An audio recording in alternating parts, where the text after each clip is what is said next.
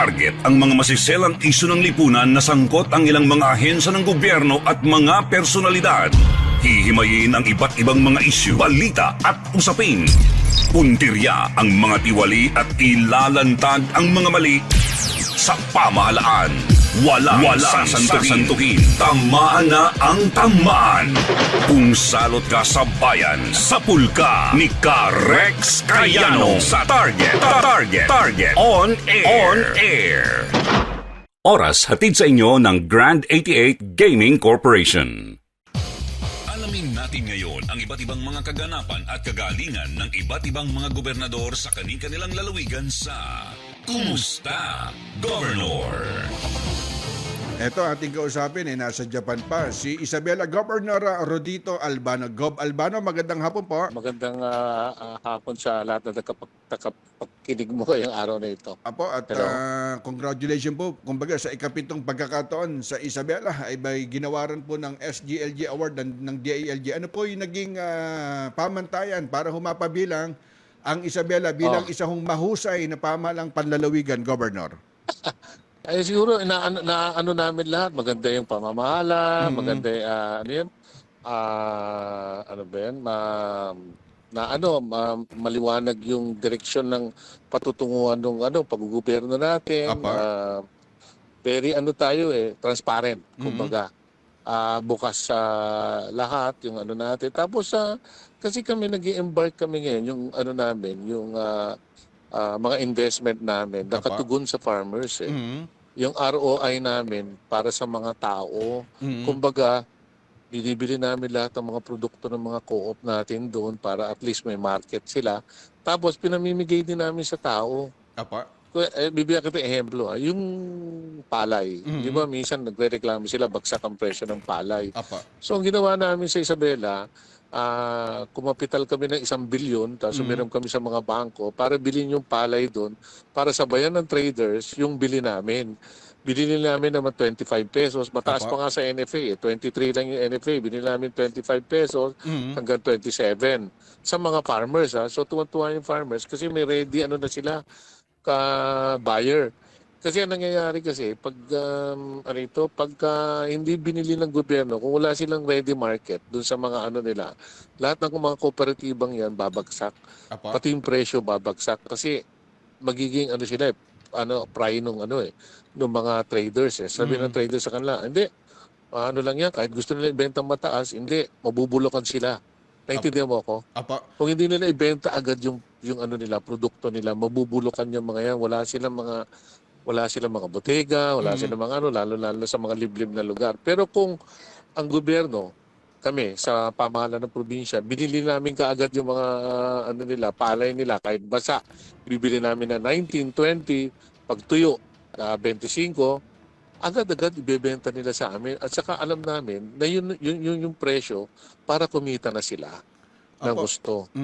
Tapos yung palay na yun, gigilingin namin, since pera din naman ng gobyerno, pamimigay namin sa mga barangay health workers, sa mga farmers din, tobacco farmers, sa mga PWD, sa mga tricycle drivers, pati sa mga tanod. Ganyan namin ginagawa. So umiikot lang yung pera ng probinsya. Ang kagandaan po nyo, kumbaga talagang tinutulungan nyo personal yung mga magsasaka at iikot po doon yung ekonomiya, papasok din po doon po sa inyong probinsya po, Governor. Napakaganda po yun. Kumbaga, pwedeng i-adapt ng ibang mga provincial governor. Yes. Ina-adapt na rin ng Nueva Ecija. Pero kami, programa, buwan-buwan namin binibigay itong bigas. Para at least may security na sila. So natutuwa naman pati yung mga tricycle drivers kayo na 25,000 tricycle drivers namin sa buong Isabela. Yung mga tanod namin, umabot ng 20,000. Yung mga BNS, yung mga barangay health workers, yung mga barangay mga daycare workers namin, pati yung mga empleyado ng Kapitolyo, nakakatanggap ng bigas yan, buwan-buwan sa amin na libre. Dahil isa ho dun sa mga source of income, kumbaga yung farming, pagtatanim, dyan po sa Isabela. Pag ako'y nag-iikot po dyan sa probinsya nyo, kumbaga talagang isa ho dun sa mga binibigyan nyo po ng priority po, Governor. Yung farmers talaga. At saka mag-shift kami hindi lang sa sa ano ngayon, sa palay. Yung ibang pera namin, ano kay presidente, yung pera kay presidente. Kasi lagi naman may ayuda yung mga programa ng ating presidente. Apa. At magsiship din kami sa mga nagbebenta ng mais, ganyan. Yung nagbebenta ng mga pinya, yung nagbebenta ng mga kalamansi. Gumagawa kami ng mga co-op dyan para i-absorb nila yung mga produktong yan. Tapos kami ang bibili ng mga finished products ng mga kooperatiba. At least nagkakaroon sila ng mga market kagad. Apa. Carex. Oh. Apa, Governor, kami tayo ng topic. Kumbaga, kamusta naman po yung mga 13-month pay, mga incentive ng mga empleyado ng Kapitolyo? Kamusta po, Gob? Binibigyan naman namin lahat ng incentive. Isa lamang sa incentive yan, yung libreng nila, bigas buwan-buwan, Napa. dagdag sa rice allocation allowance nila. So, yung mga 14-month pay nila, ganyan, yung mga bonuses na binibigyan naman namin lahat. Wala akong naiiwan. Tama pa, Gob, isa po dun sa nababasa ko sa mga comment dyan sa mga social media dyan po sa Isabela, isa po dun sa mabuti, kumbaga yung paghawak din po yung pananalapi, sinasabing financial administration po ng Isabela po, Governor. Kumbaga maganda po yung paghawak po dyan. Hindi, ang gobyerno, hindi bangko yan para kumita.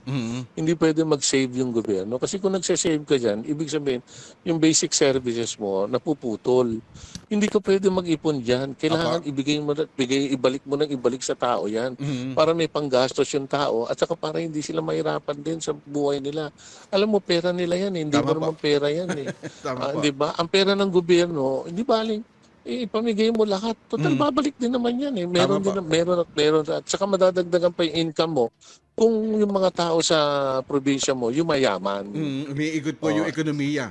Exactly. At saka yung mayaman din sila sa, pag kumikita sila, magiging malakas yung buying power nila. O di, malakas yung activity sa palengke.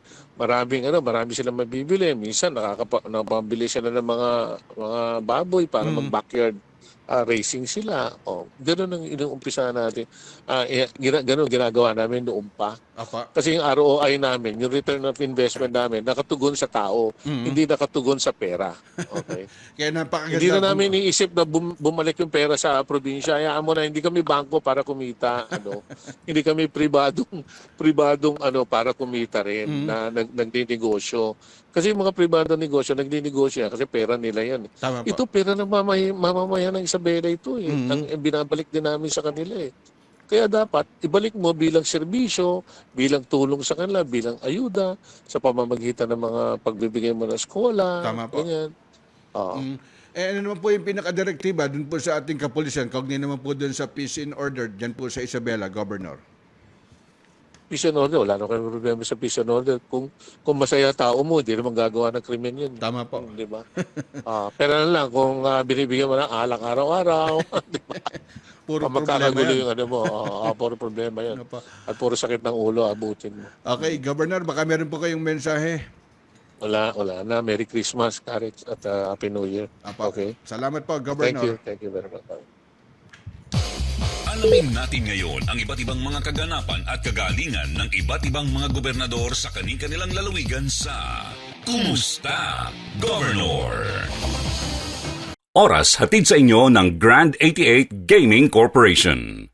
Sumainyo ang isa na namang makabuluhang edisyon ng Target On Air. Kasama si Carex Kayanong. Abangan muli bukas alas 3 hanggang alas 4 ng hapon. Kung salot ka sa bayan, ikaw ang isusunod ni Carex Kayanong na Target On Air.